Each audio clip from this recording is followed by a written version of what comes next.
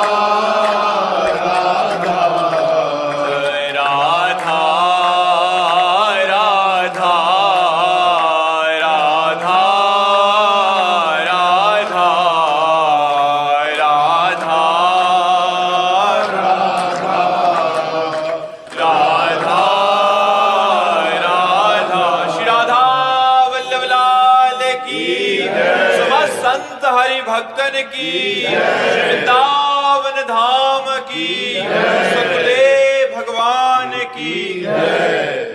राधे राधे।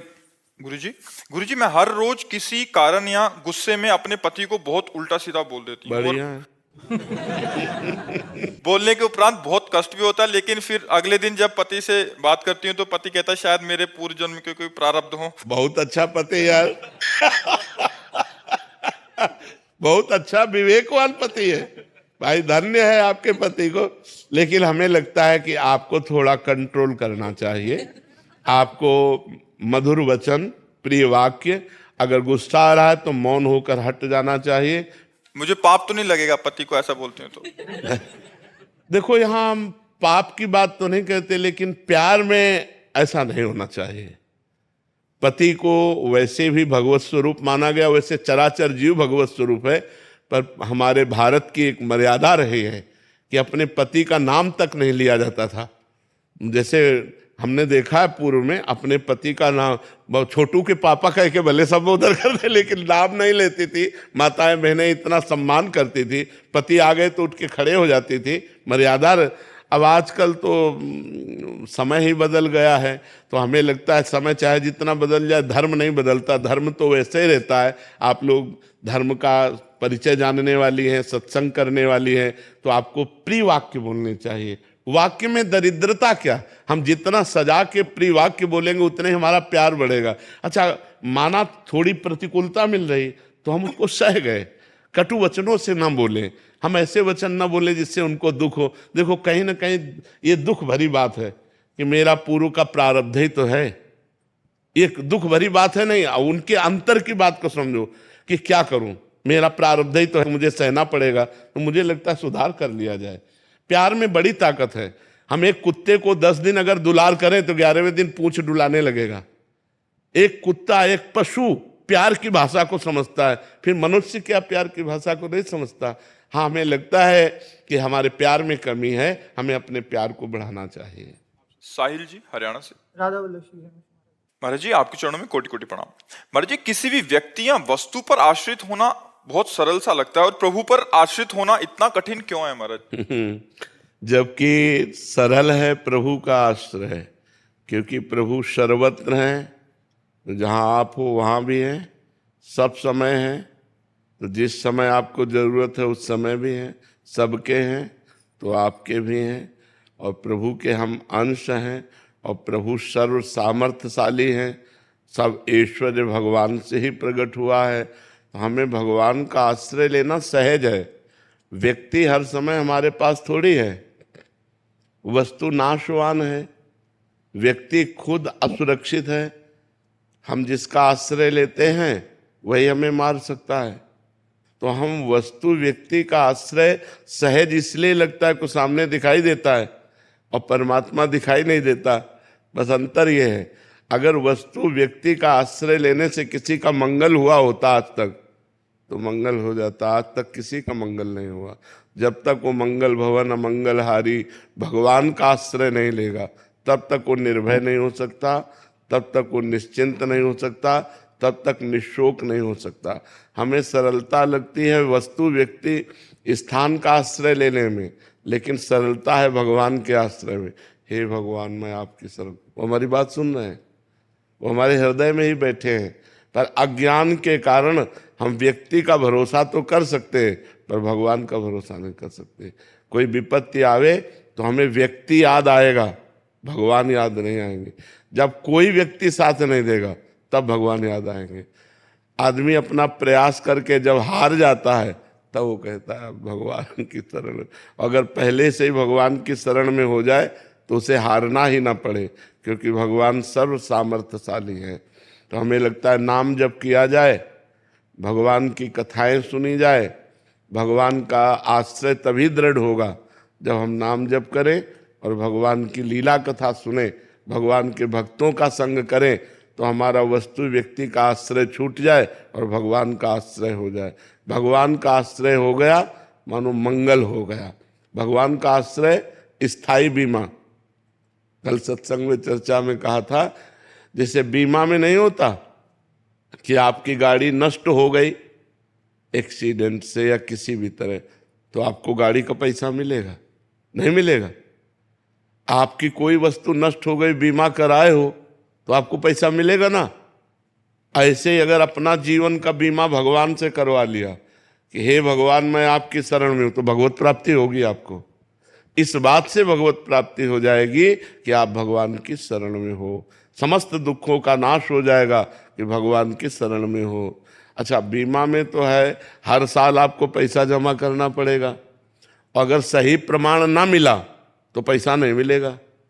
लेकिन इसमें भगवान का स्वभाव है, जन अवगुण प्रभु मान न काऊ, दीन बंधु अति मृदुल स्वभाव। यदि हम हे भगवान आपकी शरण में हैं तो आजीवन का बीमा हो गया, ठेका ले लिया भगवान ने। भगवान कहते हैं अनन्यस चिंतयन्तो माम ये जना परिपासते तेसाम नित्याभियुक्ता नाम योगक्षेमम भाम्यहम्। मैं उसका ठेका लेता हूँ योगक्षेम का, जो मेरा अनन्य चिंतन करता है। बस भगवान के सहारे होकर भगवान का नाम जप करो, तुम्हारा जीवन मंगलमय हो जाएगा। वस्तु व्यक्ति स्थान का सहारा ये हमें मृत्यु से नहीं बचा सकता, काल से नहीं बचा सकता। मुकेश कुमार सिंह जी मुंबई से। महाराज जी, मैं ईश्वर की इच्छा के सामने पूर्ण समर्पण कर फल की कामना से मुक्त हो जाना चाहता हूँ। बार बार कहता हूँ कि हे ईश्वर जो तुम्हारी मर्जी, लेकिन परिणाम यदि विपरीत आता है तो मन उदास सा हो जाता है। सोचने लगता हूँ कि काश ऐसा हो जाता या ऐसा हो जाता। क्या महाराज जी पूर्ण समर्पण में कमी है या क्या? कमी है, अभी पूर्ण समर्पण में कमी है। तनुवांग मनोभिरमलय सुहम तो वाश्रिता। शरीर मन वाणी और अहंकार से जब भगवान की शरण में हो जाया जाता है तो उनका हर विधान मंगलमय लगने लगता है। प्रतिकूल से प्रतिकूल परिस्थिति में भी आनंद का अनुभव होता है, हार में भी जीत का अनुभव होता है, दुख में भी सुख का अनुभव होता है।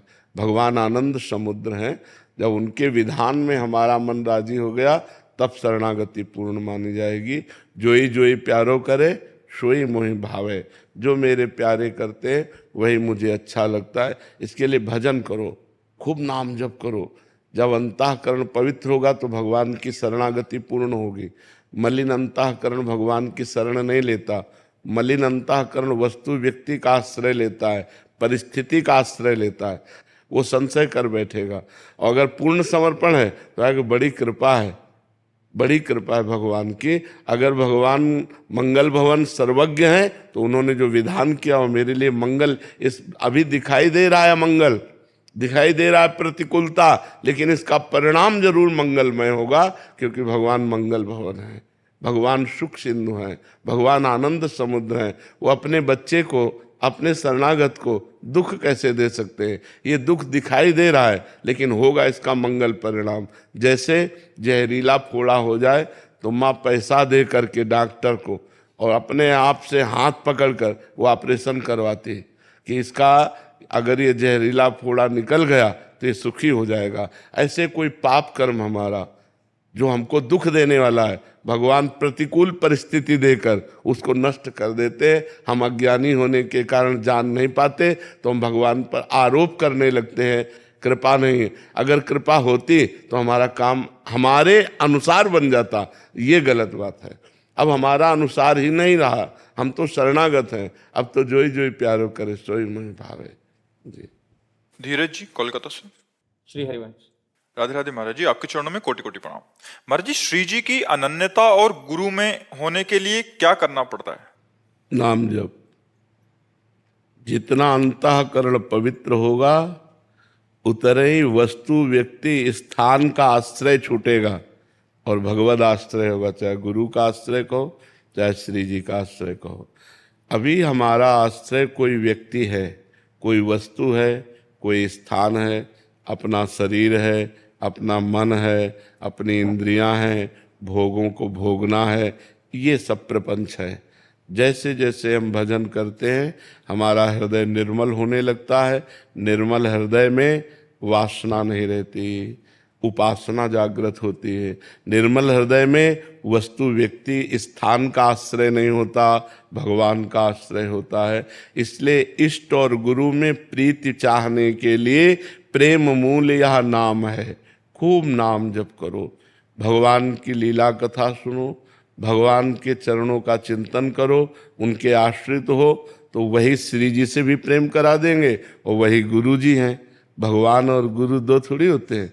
गुरु साक्षात परब्रह्म, तस्मै श्री गुरुवे नमः। गुरु साक्षात परब्रह्म परमात्मा ही गुरु है, दूसरा कोई गुरु थोड़ी है। तो जब हम भगवान का भजन करेंगे तभी हमारा मंगल होगा, और कोई उपाय नहीं है। भजन के सिवा कोई उपाय नहीं। विनिश्चितम बदामिते नान्यथा बचांस में हरिम भजन्ते नरा बहु सागर तरंते। निश्चित बात यह है, अन्यथा नहीं है, कि जब तक आप भजन नहीं करोगे तब तक आपका मंगल नहीं होने वाला। इसलिए खूब भजन करो, उसी से सब ठीक हो जाएगा। महाराज जी, नित्य प्राप्ति भी होगी, सब कुछ प्राप्त हो जाएगा। क्या नहीं प्राप्त हो सकता भजन से? जब भगवान अधीन हो जाते हैं तो और क्या नहीं हो सकता है। भक्ताधीन मनः पूज्यो, भगवान का एक नाम है, भक्त के अधीन हो जाना। तो कैसे भक्त के अधीन हुए? जो निरंतर भगवान का भजन करता रहता है, भगवान उसके अधीन हो जाते हैं। प्रेमाधीन भगवान का नाम। तो खूब भजन करो। भजन के सिवा हमारे पास कोई उत्तर नहीं।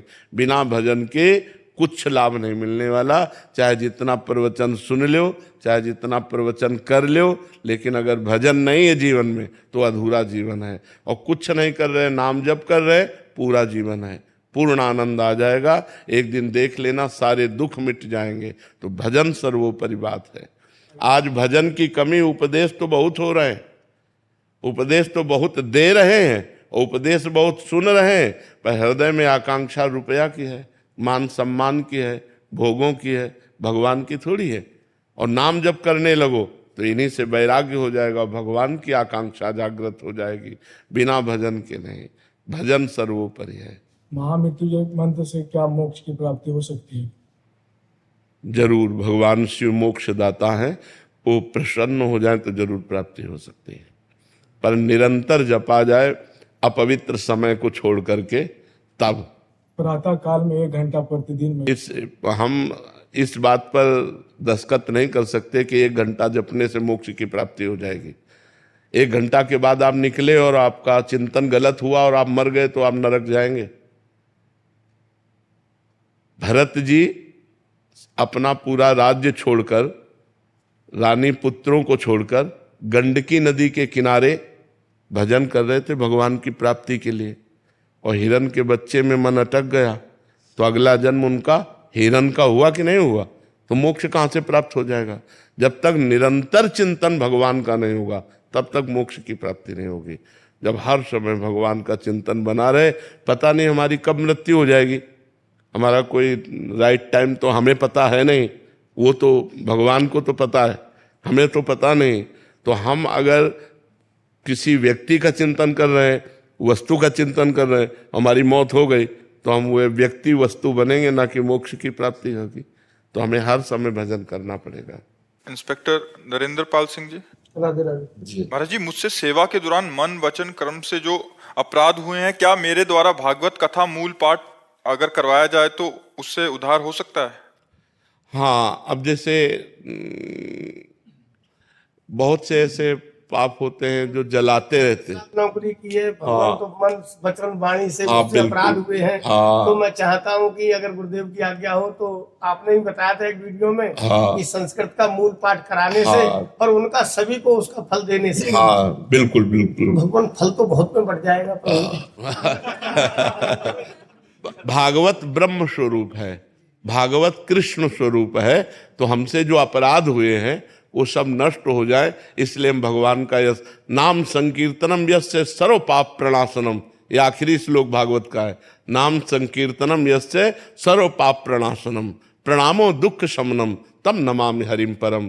जिनको एक बार प्रणाम करने से, जिनका नाम संकीर्तन करने से सारे पाप नष्ट हो जाते हैं। तो भगवान का गुण संकीर्तन, लीला संकीर्तन 18,000 श्लोक में है भागवत में। जरूर जरूर अनुष्ठान करवाओ और सबका मंगल की भावना करो तो तुम्हारा अपने आप मंगल हो जाएगा।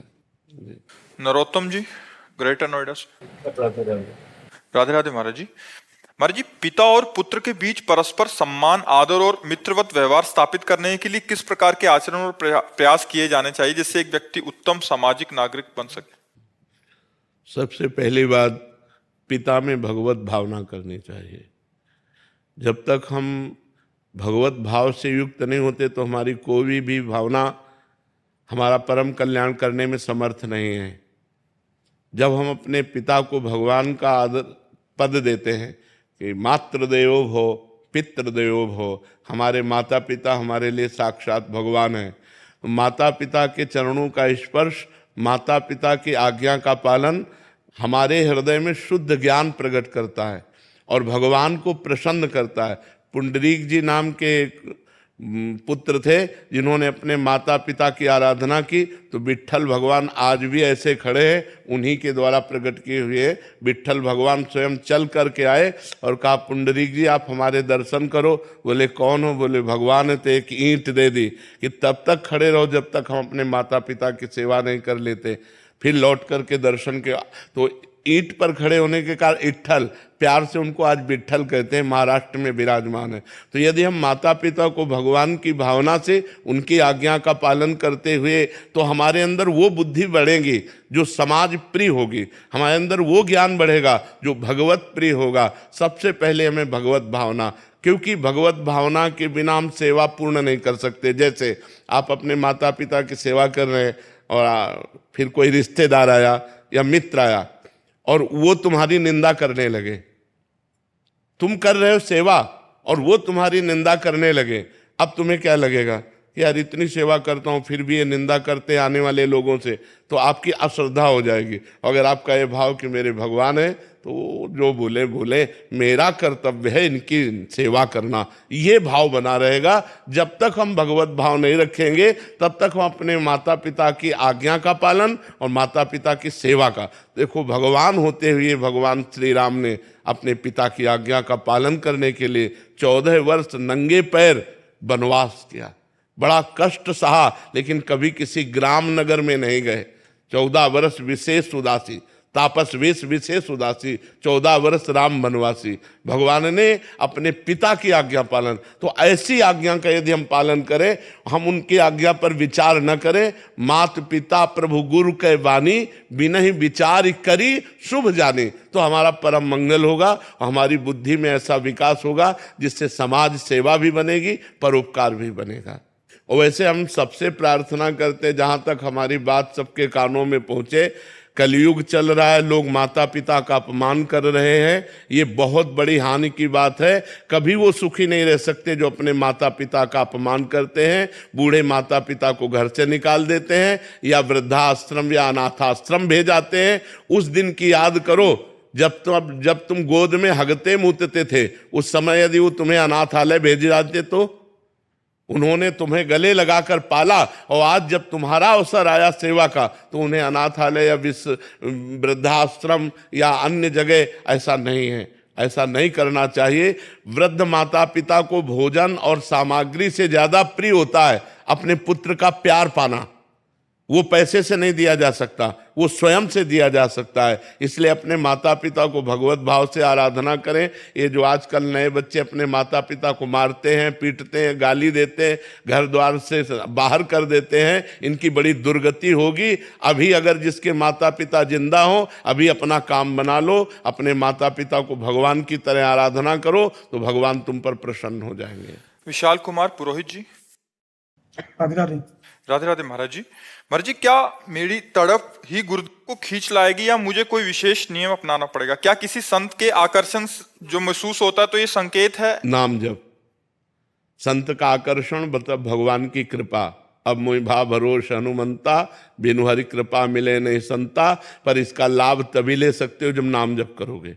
खूब नाम जप करोगे तो संत भगवंत एक ही हैं, भक्ति भक्त भगवंत गुरु चतुर नाम बपु एक।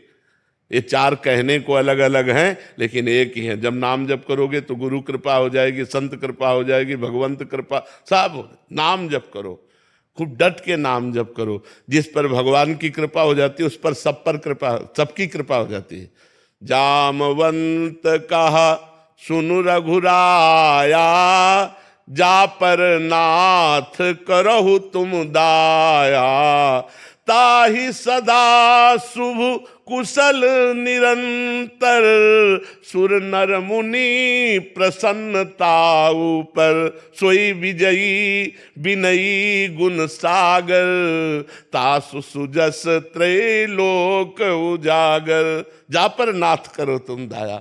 हे हरि, हे रघुनाथ जी, जिस पर आप कृपा करते तो सुर नर मुनि प्रसन्नता ऊपर, सब उस पर प्रसन्न हो जाते। सोई विजयी विनयी गुण सागर, वो विजयी हो जाता है, वो विनय संपन्न होता है, उसके अंदर सारे भागवतिक सद्गुण आ जाते हैं जिस पर भगवान की कृपा। तो भगवान की कृपा प्राप्त करने के लिए, गुरु कृपा प्राप्त करने के लिए खूब नाम जप करो। बिना भजन के कुछ नहीं, बिना भजन के कुछ नहीं। कुछ भी कर लो, भजन नहीं है तो कुछ नहीं, केवल ज्ञान बघारते रहो। भजन से ही स्थिति आती है। शास्त्र स्वाध्याय सत्संग ये सब भजन में लगाते हैं। अगर भजन ना हो तो ये सब केवल बाहरी बातें हो जाएंगी। पढ़कर दूसरे को सुना दिया, सुनकर दूसरे को सुना दिया, लेकिन हृदय शांति या निर्विकारता को प्राप्त नहीं होगा, वो भजन से होगा। खूब भजन करो। कृष्णा जी।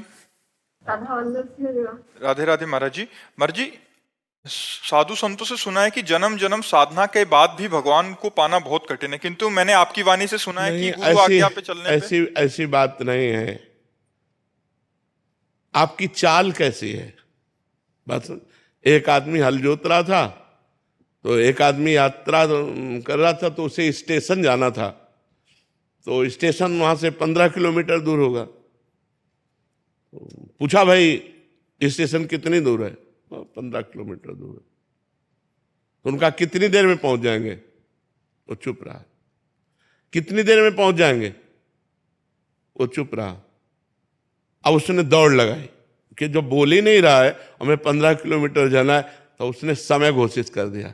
आप 1.5 घंटा में पहुंच जाएंगे, आप 2 घंटा। चाल देख ली ना। बोले अब क्यों बोला? बोले तुम्हारी चाल देख ली। तो यदि तुम्हारी चाल है जन्म जन्मांतर वाली तो भगवान जन्म जन्मांतर में मिलेंगे। तुम्हारी चाल है इसी जन्म में मिलने वाली तो इसी जन्म में मिल जाएंगे। तुम्हारी चाल हो जाए इसी क्षण में मिलने वाली तो इसी क्षण में भगवान मिल जाएंगे। हमारी चाल क्या है? हमारी चाल क्या है भगवान के प्रति? हमारा समर्पण क्या है भगवान के प्रति? इसके लिए जन्म जन्मांतर की जरूरत नहीं, इसके लिए व्याकुलता की जरूरत है। यदि एक दृष्टांत में आता है, एक संत बरगद के नीचे भजन कर रहे थे और एक पीपल के नीचे भजन कर रहे थे। नारद जी वहां से निकले तो बरगद के नीचे संत जो भजन कर रहे थे उन्होंने दंडवत किया और कहा, आप तो भगवान के पास आते जाते हैं, कभी हमारी चर्चा चलाना और पूछना कि हमें भगवान कब मिलेंगे। ठीक ऐसा ही प्रश्न पीपल के वृक्ष वाले ने भी किया कि आप भगवान के दर्शन करते हैं तो हमें भगवान के दर्शन कब होंगे।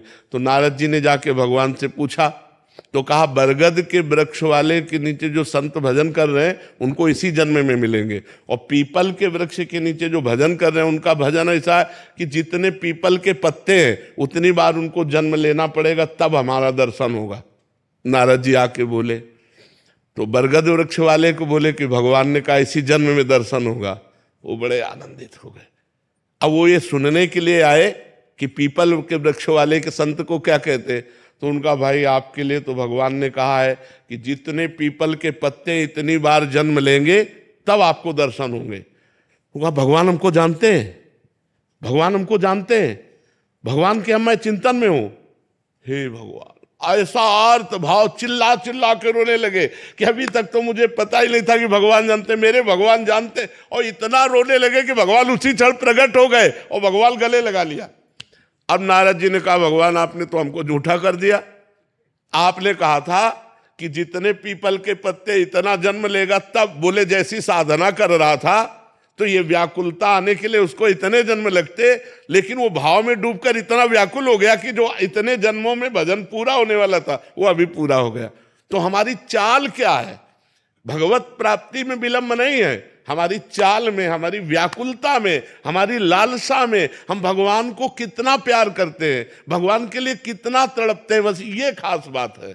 शैली जी पंजाब से। राधे राधे महाराज जी। राधे राधे महाराज जी। जहाँ से महाराज जी जब लौट के जाती हूँ तो मन बहुत विचलित हो जाता है, वृंदावन की पल पल याद आती है। एकांत में नाम जपने बैठती हूँ तो यहीं की कुंज गलियां, आपके दर्शन, श्री जी का महल, बिहारी जी के दर्शन, परिक्रमा, अहो भाग्य है, धन्य भाग्य है।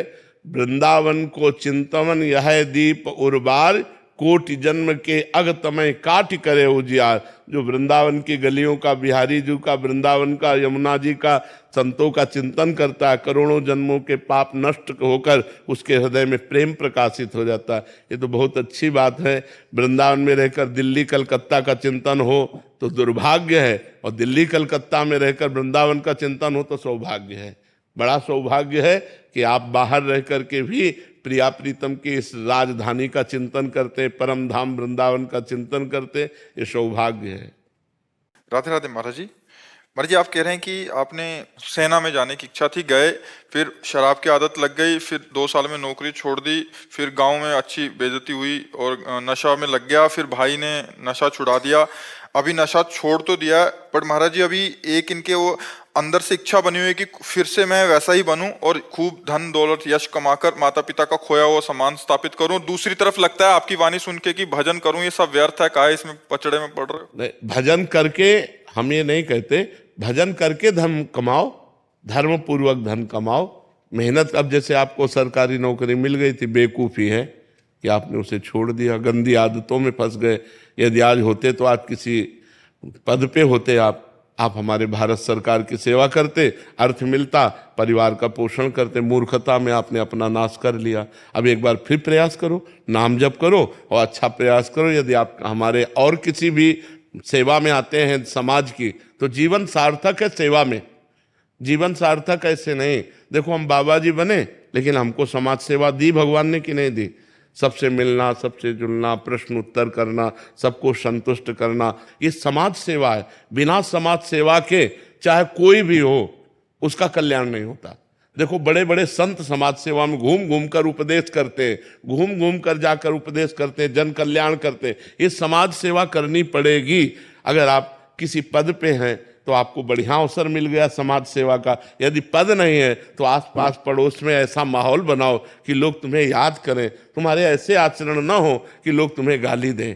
ऐसे आप शराब पियोगे, उद्दंडता करोगे तो लोग क्या कहेंगे? तो ये सब गंदी बातें छोड़ो और नाम जप करो और अच्छे बनने की चेष्टा करो। जैसे समाज सेवा में आपका योगदान हो वैसा बनो। बिना समाज सेवा के, बिना परोपकार के कल्याण नहीं होता। परोपकार अत्यंत आवश्यक है, समाज सेवा अत्यंत आवश्यक है। जैसे कोई पुलिस में है, कोई कहीं है, तो समाज सेवा का बहुत बढ़िया अवसर है। निर्दोष को बख्श देना, दोषी को दंड देना, ये समाज सेवा बन गई। अब उसी में घूस लेकर के निर्दोष को पीट देना और दोषी को मुक्त कर देना पाप बन गया। तो हमें लगता है अपने अपने पद के अनुसार यदि हम धर्म के अनुसार चलें तो समाज सेवा बन जाए, और समाज सेवा भगवान की सेवा है। समाज सेवा साक्षात भगवान की सेवा है। महाराज जी आजकल बहुतायत मतलब 99% ऐसा हो रहा है कि अपने सुख या अपने परिवार को भौतिक सुखों से युक्त करके बस जीवन व्यतीत कभी हो नहीं जाए। कर सकते। पक्का देख लो, जितने घूस लेने वाले बड़े स्तर के हैं उनके लड़के शराबी, बेईमान, गुंडा टाइप के, जो घूस लेंगे, ज्यादा उद्दंडता करेंगे, निर्दोष को दंड देंगे, तो जब हमारे मालिक का हिसाब किताब आएगा ना तो ऐसी तैसी हो जाएगी। न पत्नी सही रहेगी, न पुत्र सही रहेगा, न धन संपत्ति काम में आएगी। तो हम कहते हैं कि अधर्म की यदि बात करोगे कि हम अधर्म करके अपने परिवार को उन्नति में ले जाएंगे, तो भैया आखिरी में ऐसी उन्नति से गिरोगे कि तुम रोते नहीं बनेगा तुमसे। तो इसीलिए कहते हैं धर्म से चलो, दूसरों को सुख पहुंचाओ, तो तुम्हारे परिवार को अपने आप सुख पहुंचेगा। और दूसरों के परिवार को उजाड़ कर अपने परिवार को सुखी करना चाहोगे, ऐसा कभी नहीं हुआ, कभी नहीं हो सकता। ये धर्म है, ईश्वर है, वो देख रहा है, सबका मालिक देख रहा है। जिन्होंने ऐसा किया, दूसरों के परिवार को उजाड़ा, उनके परिवार में कोई रोने वाला नहीं बचा, मिट्टी में मिल गए। इसलिए धर्म से चलो, नमक रोटी खाओ, तो तुम्हारा परिवार हष्ट पुष्ट और शांति युक्त होगा, आनंद युक्त होगा। ये पढ़ाई तो महाराज जी कहीं होती नहीं है, कोई बताने वाला है ही नहीं है। हम इतनी मुश्किल से नौकरी मिली, उसमें तो फिर जब लिखता है कि यार जल्दी से कमा लो धन और अपने खूब ऐश और आराम की जिंदगी, वो फिर जल्दी से ही नष्ट हो जाता है। जब बल्ब जितना वाट है उस वाट से अधिक लाइट मारे तो खुशी मत हो, वो फ्यूज होने वाला है नहीं। ऐसे ही धर्म से चलोगे तो आप सुखी रहोगे, ज्यादा लाइट मारोगे तो फ्यूज हो जाओगे पक्का। राधे राधे महाराज जी, आपके चरणों में कोटि कोटि प्रणाम। गुरुजी गीता में धर्म का पालन कराना सिखाया है, और ये भी सच है कि सत्य ही ईश्वर है, लेकिन अगर जीवन में धर्म और सत्य विपरीत खड़े हो तो कैसे पता चलेगा कि सही क्या है गलत क्या है? नहीं, ऐसा कैसे, ऐसे कैसे? आप चल के तो देखो, आप धर्म और सत्य पर चल के तो देखो, विपरीत कैसे हो सकता है? धर्म कभी विपरीत फल देता है, सत्य कभी विपरीत फल देता है? ऐसा हो ही नहीं सकता। हमें बताओ, प्रमाण बताओ। आपका ऐसा भाव है कि ससुराल में अपमान और नकारात्मकता का सामना करना पड़ता है, धर्म कहता है सम्मान करो, लेकिन सत्य यही है कि मन नहीं करता, हृदय व्याकुल रहता है। नहीं, अभी धर्म का परिचय नहीं पाया। अगर धर्म का परिचय पाया तो आपका भाव सास ससुर के प्रति कभी नकारात्मक होना ही नहीं चाहिए। वो आपके प्रति नकारात्मक भाव कर रहे हैं, ये उनका भाव है, लेकिन आप धर्म से चलने वाली हो तो आपका धर्म क्या कहता है? सास ससुर को भगवत स्वरूप देखना। वो चाहे जितना नकारात्मक करें, तुम्हें परास्त नहीं कर सकते, क्योंकि तुम धर्म से चल रहे हो। धर्म से चलने वाला दुखी हो सकता है लेकिन पराजित नहीं। जैसे महाराज धर्मराज युधिष्ठिर, उनको 12 वर्ष का वनवास, 1 वर्ष का अज्ञातवास, दुखी हुए लेकिन पराजित नहीं हुए। हस्तिनापुर के सिंहासन पर धर्मराज युधिष्ठिर ही विराजमान हुए। इसलिए मानते हम कि आपको दुख प्राप्त हो सकता है, लेकिन आप पराजित नहीं हो सकते। और अगर आपके अंदर ये भाव कि फिर मेरा मन नहीं करता उनकी सेवा करना या उनकी आज्ञा पालन, तो आप पराजित हो गए, आप अपने धर्म से च्युत हो गए। धर्म वही है जिसको प्रतिकूलता मिले और फिर वो धर्म से च्युत ना हो, तब तो धर्म का पालन माना जाएगा। अनुकूलता में धर्म का पालन तो सब कर लेंगे, प्रतिकूलता में धर्म का पालन करके दिखाए तो धर्म होता है, तब धर्म को माना जाता है कि धर्मात्मा पुरुष है। ऐसी प्रतिकूल परिस्थिति में भी इसने धर्म का त्याग नहीं किया। तो आपके सामने प्रतिकूल परिस्थिति सास ससुर या कोई भी परिवार का सदस्य प्रकट करे और आप अपनी भावना से युक्त, तभी तो आप धर्मात्मा है, नहीं तो धर्मात्मा किस बात की? तपन जी। राधे राधे। राधे राधे महाराज जी। महाराज जी, आज की पीढ़ी के पास ऊंची तनख्वाह वाली नौकरियां हैं, ढेर सारी सुविधाएं हैं, जीवन की सारी भौतिक चीजें हैं, फिर भी वे तनावग्रस्त और असंतुष्ट क्यों हैं? जबकि पहले की पीढ़ी सीमित संसाधनों और साधारण नौकरी में भी खुश रहती थी। इसके पीछे क्या कारण है महाराज जी? अशांति कामनाएं होती हैं, जितना मिलता जाता है उससे बढ़कर कामनाएं होती हैं, और कामनाओं का भोग करने पर अशांति प्राप्त होती है, और कामनाओं का त्याग करने पर शांति प्राप्त होती है। त्यागात् शांति अनंतरम, त्याग से ही शांति का प्रादुर्भाव होता है, भोग से नहीं। आज हमारा समाज भोग प्रधान हो रहा है। पैसे हैं, पार्टी में गए तो वहाँ उनसे बड़ा अरबपति है, अब उसको देखा तो अपनी क्रेडिट बहुत नीची लगी, तो अब और बड़ी कामना हुई। अब बड़ी कामना पूर्ति करने के लिए शॉर्टकट ढूंढते हैं, हिंसा, चोरी, व्यभिचार, घूस, अधर्म। तो अब ये गंदे आचरण करने से शांति की प्राप्ति कहाँ होती है? दो ही बात होती है, या नशा और व्यभिचार में उतर जाता है, या धन के लिए वो गलत आचरणों में उतर जाता है। बस इसी से अशांति प्राप्त हो रही। कामना ही अशांति का मूल है। और अशांतस्य कुतः सुखम, जो अशांत है वो सुखी कैसे हो सकता है? संतोष रूपी धन सबके पास रहता था पहले, गरीब है पर संतुष्ट है। वो अपने परिवार से, अपनी पत्नी से, अपनी स्थिति से।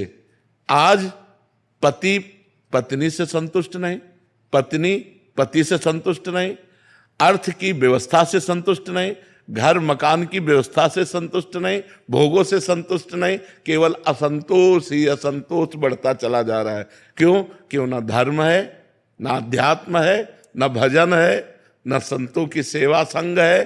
तो उससे सब दुर्दशा होती चली जा रही है।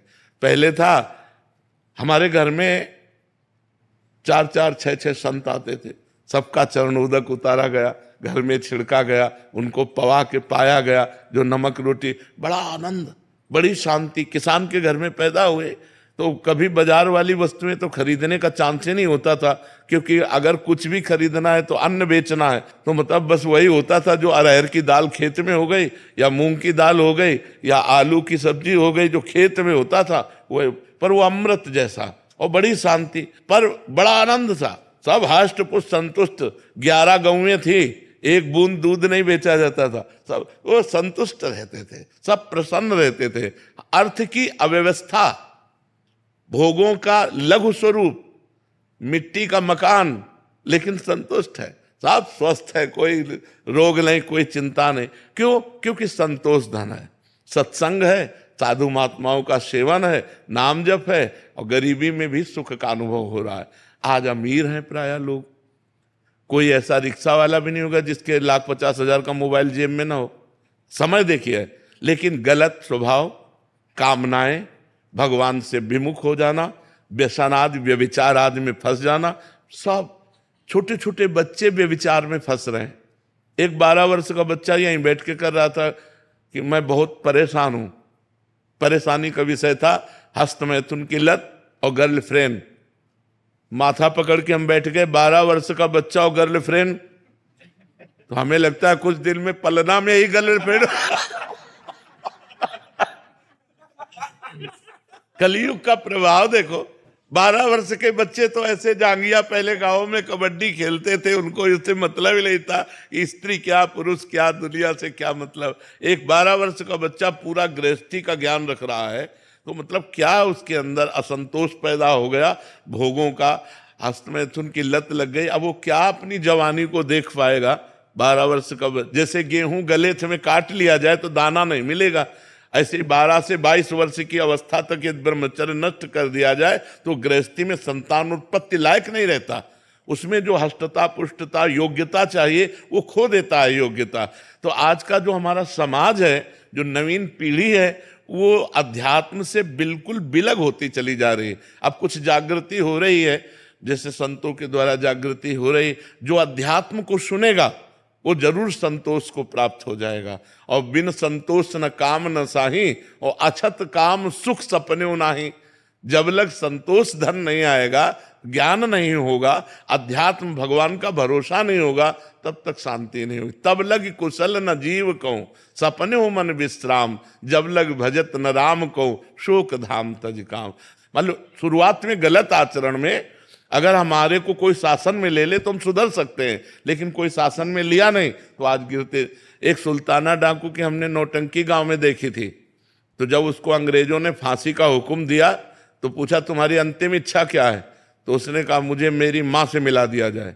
तो माँ से मिलाया गया, तो ऐसे जब माँ मिलने आई तो दांत से नाक काट ली माँ की। तो अंग्रेजों ने पूछा कि तुमने ऐसा क्यों किया?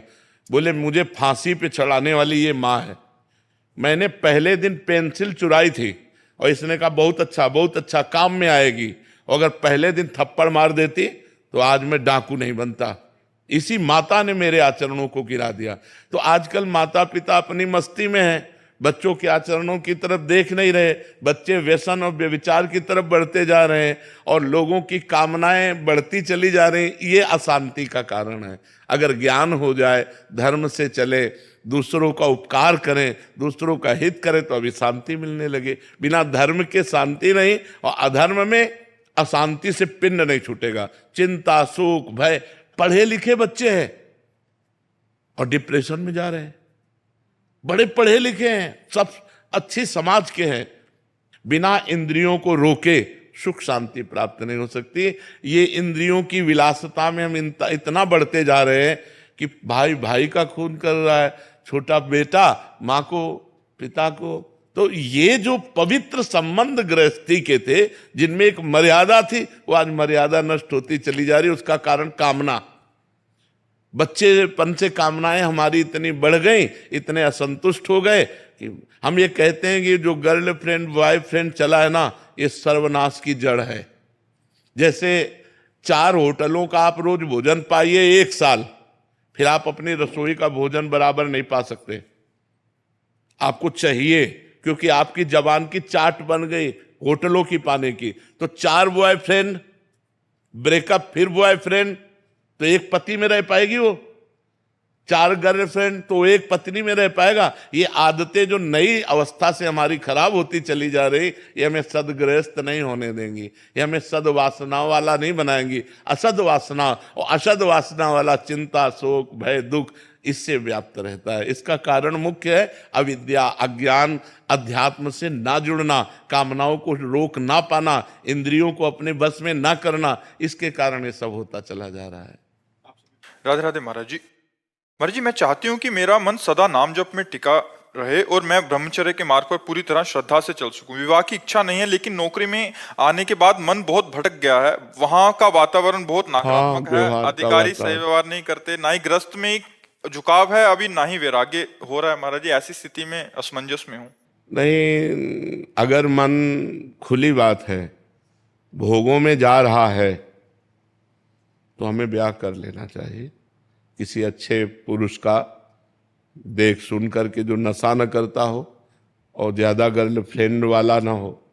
ज्यादा शब्द का इसलिए प्रयोग किया कि जैसे हमारी कोई गर्लफ्रेंड है, हमारा ब्याह तय हो रहा है, पर हमारी उससे आसक्ति नहीं है। अब जब हमारी पत्नी आई तो हमने सब गंदी बातें छोड़ दी और अपनी पत्नी से प्यार किया, तो बात चल गई। अगर हमारा गंदा आचरण है बहुत, तो पत्नी से प्यार होगा नहीं, तो फिर गृहस्थी हमारी चौपट हो जाएगी, वो नष्ट हो जाएगी।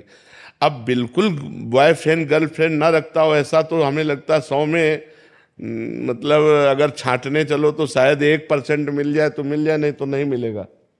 नहीं तो आजकल उठ के चलना नहीं आता हो, गर्लफ्रेंड बॉयफ्रेंड बनाना शुरू कर दिए। तो इसलिए हम लड़खड़ाते हैं इस बात में कहने में कि बॉयफ्रेंड नहीं है या गर्लफ्रेंड है।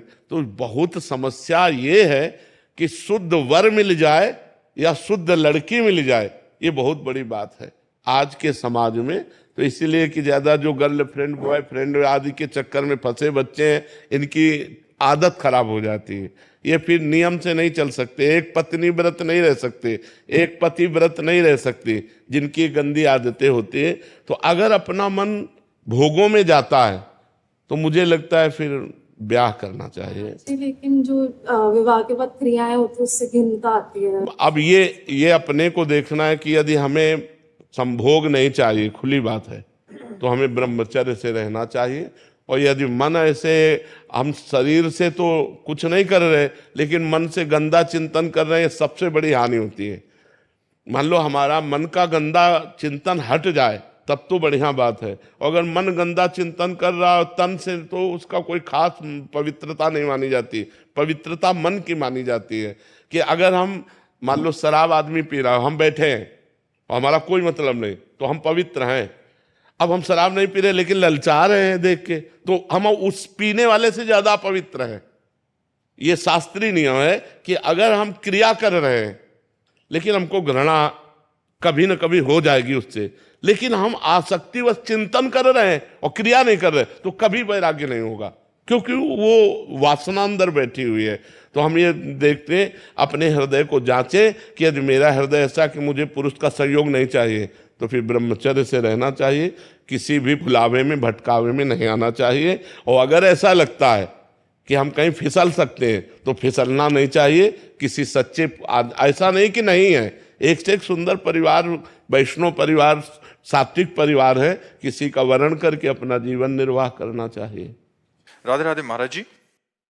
महाराज जी, आप कह रहे हैं कि पूर्व में बहुत सारे अपराध बने महाराज जी, भ्रूण हत्या, व्यभिचार, जो अक्षम्य अपराध ऐसे हुए, दिन रात महाराज जी बहुत जला रहे हैं। महाराज जी, मैं इसका प्रायश्चित करना चाहती हूँ, आप जैसा बोलेंगे मैं अक्षरशः वैसा पालन करने का प्रयास। हाँ, आगे से पाप न हो और एक भागवत सप्ताह करवा लो, श्रीमद् भागवत सप्ताह। भागवत सप्ताह गरज रही है समस्त पापों का नाश करने के लिए, मूल पाठ संस्कृत से। अगर भाई पैसा हो तो 7 दिन भागवत करवा लो, नहीं तो 7 दिन बैठ करके सुनो और वो संस्कृत से बोले, तो निश्चित हमारा विश्वास है कि इस भागवत सर्व समर्थ है। धुंधकारी महापापी था और 7 दिन केवल भागवत सुनने मात्र से विमान आया और वो भगवान के धाम को गया। तो अगर हमसे गलती हो जाए तो उसके लिए प्रायश्चित भी है, तो 7 दिन भागवत सुन लीजिए आप।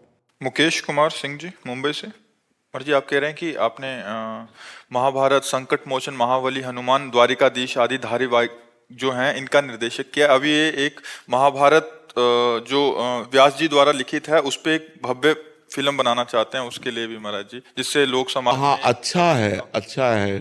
किसका प्रश्न है? हाँ, अच्छा है। धार्मिक सीरियल पवित्र शास्त्र के अनुसार बने, जिससे हमारे लोगों की भावनाएं धार्मिक बने। जो हम देखते हैं, जो हम सुनते हैं, वही हमारा चिंतन बनता है, वैसे ही आचरण बनते हैं।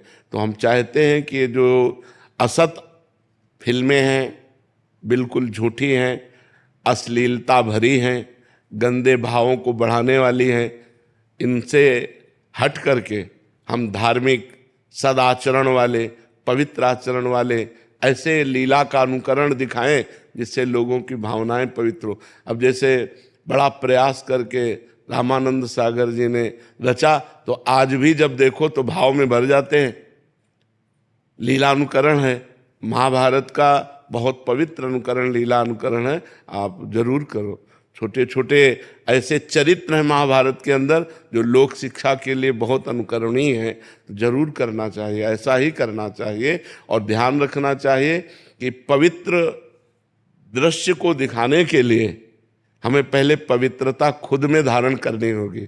अगर हमारे पात्रों में, अभिनयकर्ताओं में पवित्रता नहीं रही तो फिर वो, अब जैसे गंगा जी का अभिनय करना है तो उसको पहले उपवास करके पवित्र होकर अपने भावों को पवित्र करना चाहिए, फिर अपने में गंगा की भावना करे, तब वो अभिनय करे। अगर अब शराब पिए, मांस खाए और सोचे कि हम शांतनु जी का, भीष्म जी का, गंगा जी का, इनका अभिनय करें तो कर ही नहीं पाएगा, उसमें वो बनावटीपना बना रहेगा। अब बहुत आप देखो है सब रोलों में, लेकिन जब राम जी बने तो ऐसा लगता है मेरे राम जी ही हैं, क्योंकि उन लोगों को वर्षों से साधना कराई गई, खान पान, नियम, संयम सब, तो एक पवित्रता झलकती है, नहीं झलकती है। तो हमें लगता है कि अगर हम अपने धर्म ग्रंथों का अनुकरण करें तो पहले अभिनय करने वालों में संयम, ब्रह्मचर्य, पवित्रता, नशाखोरी ना करना, गंदे आदतें ना करना, तो उनमें जब पवित्रता आएगी तब पवित्र अभिनय आकर्षणकारी बनेगा। और जिस समय रामानंद सागर की रामायण पहली बार चली थी तो सुनसान हो जाता था, साफ शांत, एकदम एरिया शांत, जो जहां आए आसपास टीवी है वो जरूर जा करके वहां हाथ जोड़कर देखना चाहता था कि मुझे एक बार देखने दीजिए। घरों में ताला लग जाता, लोग बैठकर शांति, मतलब एक बार तो धूम मच गई थी, नहीं मच गई थी, जो जहां है गाड़ी खड़ी करके पहले वो सीरियल देखेगा, इतना सुंदर। तो हमें लगता है अगर अभिनय करने वाले संयम में और पवित्र भाव में आकर के रोल में वैसे घुस करके रोल करें उसी भाव में, तो ज़्यादा हमारे समाज को लाभ प्राप्त होगा। अब बड़ी हानि हो रही है कि ऐसे सीरियल दिए जाते हैं, ऐसी फिल्में दी जाती हैं जिनमें अश्लीलता परोसित गंदी बातें। अब इससे क्या होगा, नए नए बच्चे और गंदी आदतों में प्रोत्साहन उनका होगा। ब्रह्मचर्य से जीवन बनता है। मान लो 20-22 वर्ष तक ब्रह्मचर्य रहे, फिर गृहस्थी में गए तो एक अच्छे गृहस्थ बन जाएंगे। अब अभी नए बच्चा हैं और वीर्य नष्ट कर दिया तो न गृहस्थी लायक रहते हैं, न संसार के किसी कार्य में मन लगेगा, उदास, डिप्रेशन और नाना प्रकार की पीड़ाएं। तो अब ऐसे अभिनय ना दिखाए जाएं जिसमें संसार की वासनाएं बढ़ें, गंदे आचरण बढ़ें। ऐसे सदग्रंथों का अनुकरण किया जाए, बहुत अच्छा है, बहुत अच्छा है। हम हृदय से सपोर्ट करते हैं कि सदग्रंथों का अनुकरण किया जाए। लोग सदग्रंथ पढ़ नहीं सकते, ज़्यादा समय नहीं है कि वो ग्रंथ पढ़े, तो कम से कम छुट्टी में जितना समय मिला तो सीरियल देखे तो सदाचरण तो उनके अंदर आएंगे। बहुत अच्छा है जी। हमें जहाँ तक समझ आ रहा है, एक निर्देशक के लिए सबसे कठिन ये हो जाता है कि ऐसे किरदार मिलना जो मतलब जैसे आप कह रहे हो वैसी भावना से युक्त हो। नहीं, जब हम देखते हैं किसी फिल्म में कि ये शराब पी रहा है और उसी को हम देखें कि वो सद अनुकरण कर रहा है तो हमारी श्रद्धा नहीं बनेगी। तो ये जरूर देखना चाहिए कि अभिनयकर्ता हमारी समाज में गंदे स्वरूप में तो प्रस्तुत नहीं हो चुका है। अगर वो गंदे स्वरूप में प्रस्तुत हो चुका है तो उसे परम पवित्र रूप देने में उपहास होगा। तो जरूरी नहीं है कि विश्वविख्यात अभिनय करता हो, जरूरी नहीं है। अगर वो पवित्र अभिनय कर ले और पवित्रता से करे तो उसकी अलग छाप बन सकती है। जैसे वो विश्वविख्यात हुआ है तो क्या कोई नया आदमी विश्वविख्यात नहीं हो सकता? हो सकता है। वो प्रयास करे, वो भगवान की आराधना करे, वो जिसका रोल करने जा रहा है उसका चिंतन करे, वो पावर देगा, वैसे अभिनय होगा। बाबा जब ते आप सुनने लगी तब ते भक्ति मन तो लगवे लगतो। बात पहले मतलब मैं को माला ना करता भी, एक माला तो रोज है जाए हरे कृष्ण महामंत्र की। बहुत पहले मैं बिल्कुल मन ना लगता और नकात्कार भी लग गई। जैसे महाराज जी के गोपी गीत में लिखी है, गोपी ने कही है कन्हैया थे कि जयति ते देखम जन्मना ब्रज, मतलब जब ते आपको जन्म भयो तब ते ब्रज को महत्व बढ़ गया। वैसे ही महाराज जी आप जैसे महापुरुष के भक्ति के बल पे हमारे ब्रज को और महत्व बढ़ गया। हमें तो लगता है ब्रजवासियों के टुकड़े और ब्रजरज का प्रभाव है। राधा रानी तो यही प्रार्थना करें महाराज जी ब्रजवासी तो, कि आपको खूब ब्रजवासी की उम्र लगे।